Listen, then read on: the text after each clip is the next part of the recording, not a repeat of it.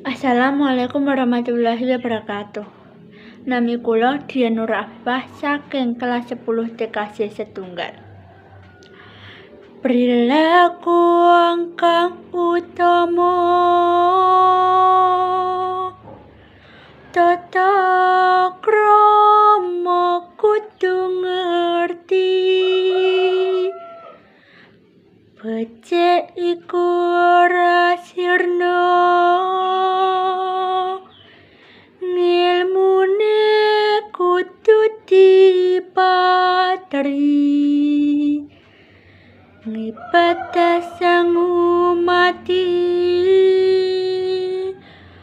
tandang gawe tepat waktu,